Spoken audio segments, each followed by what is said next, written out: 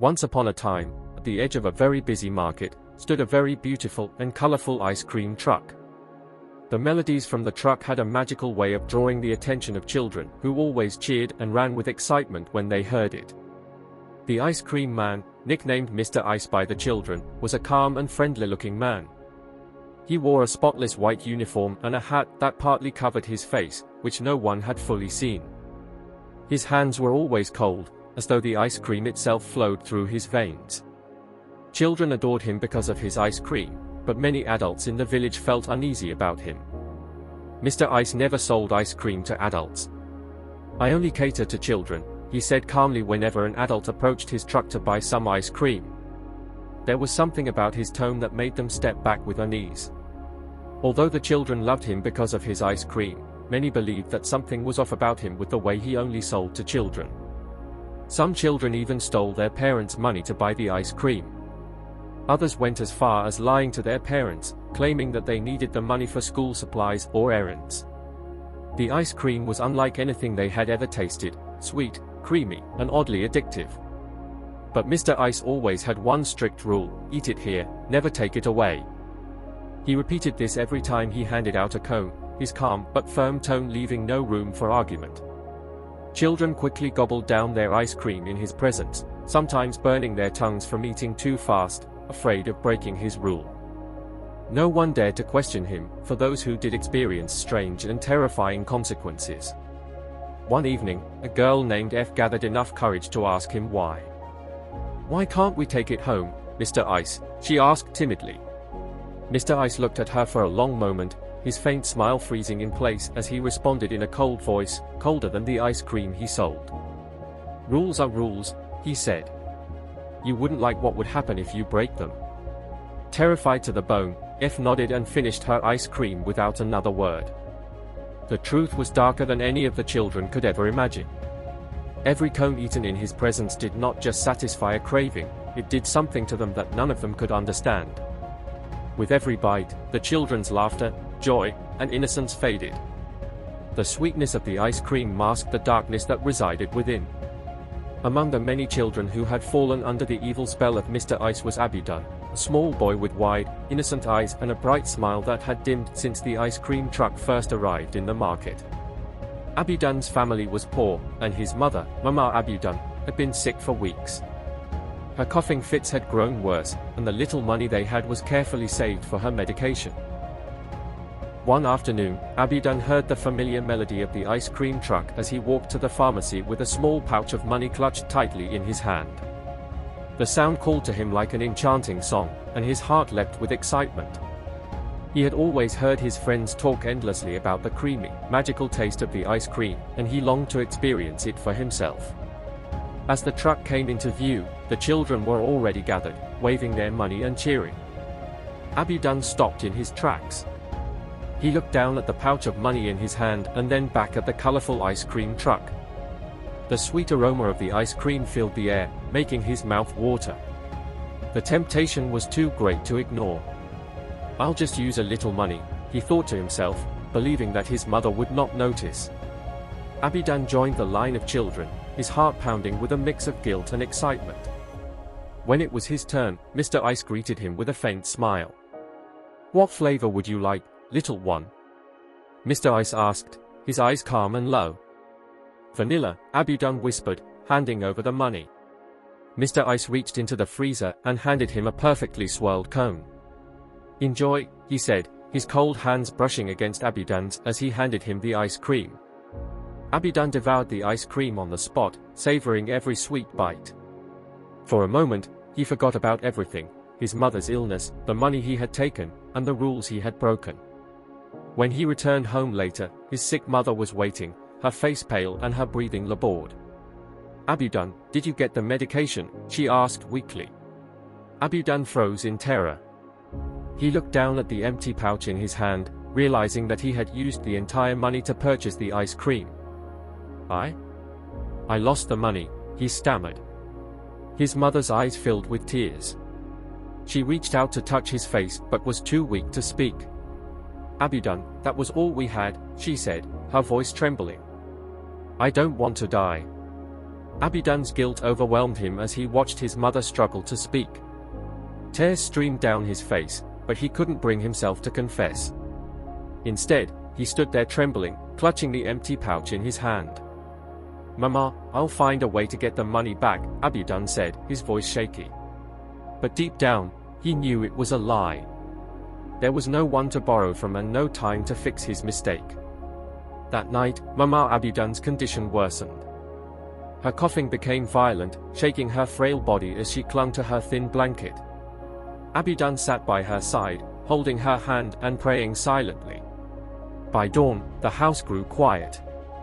When Abidan finally woke up from an uneasy sleep, he noticed his mother wasn't breathing. Her hand, still resting in his, was cold. Panic set in, and he shook her gently. "Mama, wake up, please," he cried, but her body lay still, her face peaceful as though she had finally found relief from her pain. Abidan screamed, his cries echoing through the tiny house. Neighbors rushed in, their faces full of shock and sorrow when they saw his mother lying dead. "What happened, Abidan?" one of the women asked. "Did she get her medicine?" Abidan couldn't answer. He felt like the air had been sucked out of his lungs. His silence spoke louder than words, and the neighbors began to whisper among themselves. Later that day, as the neighbors helped prepare Mama Abidan's body for burial, Abidan sat in a corner, unable to stop replaying the events in his mind. The ice cream truck's melody haunted him. The creamy sweetness of the ice cream now tasted like ash in his memory. He had traded his mother's life for a moment of fleeting pleasure. The days passed, but Abidan couldn't escape the guilt. He avoided the market completely, but every night he heard its haunting melody in his dreams. One fateful evening, unable to bear the weight of his guilt and the haunting visions, Abidan decided to confront Mr. Ice. He needed answers, needed to understand what had happened to him and why. Here's the continuation of Abidan's confrontation and the story's conclusion. Abidan walked into the night, his heart pounding as the faint melody of the ice cream truck echoed through the empty streets. It was as though the truck knew he was coming, its tune more inviting and eerie than ever. He approached the market square, now deserted, except for the glow of the ice cream truck's lights. The truck seemed larger, almost alive, its colors pulsing faintly as though responding to his presence. Mr. Ice stood behind the counter, his pristine white uniform glowing under the truck's lights. He smiled faintly as Abidan approached, but there was no warmth in it, only the coldness of something ancient and detached. "Abidan," Mr. Ice said, his voice calm and chilling. "What brings you here so late?" "You know why," Abidan replied, his voice trembling with anger and grief. "You did something to me, to all of us. My mother is dead because of you."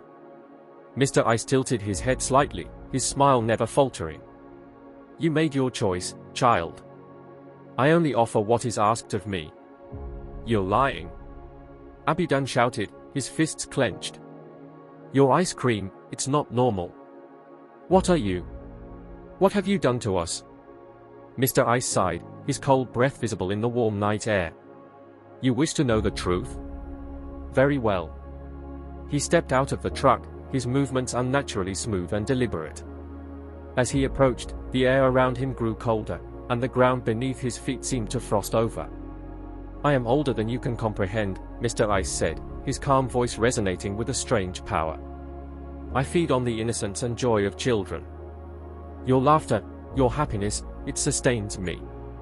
My ice cream is a vessel, a way to draw you in. But I take only what is given freely. You stole my life," Abidan cried. "You took everything from me." "No," Mr. Ice replied, his tone unyielding. "You chose to take from your mother, to break her trust, to give in to temptation. I merely provided the means. Your guilt is yours alone." Abidan felt the weight of those words, his anger twisting into despair. But then he remembered his mother's final words, her plea for him to be strong. He straightened his shoulders and met Mr. Ice's gaze. "I won't let you do this to anyone else," he said. Mr. Ice laughed softly, a sound like shattering ice. "And how do you plan to stop me, little one? I am bound to no laws of man." Abidan thought quickly, his mind racing. He remembered the stories his grandmother used to tell about spirits and how they could be banished by their own tools. He glanced at the truck, its glowing freezer filled with the cursed ice cream. "If I destroy your ice cream, you'll have nothing to feed on," Abudan said, his voice steady. Mr. Ice's smile faltered for the first time. "You would not dare," he said, his calm tone now laced with something darker, fear. Without hesitation, Abudan darted toward the truck. Mr. Ice moved to stop him, but for the first time, he seemed slow, as though bound by the rules of his own creation. Abudan grabbed a large container of ice cream from the freezer, its cold burning his hands, and hurled it to the ground. The container shattered, its contents spilling out and melting into a dark, shadowy mist. "No?" Mr. Ice cried, his voice echoing with rage and pain. The truck began to shudder, its lights flickering wildly. Abudan continued his assault, smashing container after container until the air was filled with the acrid smell of decay. The melody of the truck grew distorted, a cacophony of broken notes, and Mr. Ice's form began to waver, his once pristine appearance crumbling into something monstrous and hollow. "You have ruined me," Mr. Ice snarled, his voice a guttural growl. "But this is not the end. There will always be children who fall to temptation, always joy to be taken." With a final, ear-piercing wail, Mr. Ice and his truck imploded, leaving behind only a patch of frost on the ground. The market square fell silent, the air warm once more. Abudan stood alone in the darkness, his hands trembling and his heart heavy. He had won, but the cost was unbearable. He whispered a quiet apology to his mother, vowing to honor her memory by protecting others from the mistakes he had made. From that day on, the ice cream truck never returned to the market. The children slowly regained their laughter and innocence, though Abudan's own smile would never be the same. He became a protector, a storyteller, warning others of the dangers of greed and temptation. And though the melodies of the ice cream truck faded into memory, Abudan knew the battle was never truly over. Evil always found new ways to disguise itself, waiting for the next child to fall under its spell. If you enjoyed this story, please give it a thumbs up, comment, and subscribe to Folktales by T. Stay tuned for more life-changing stories.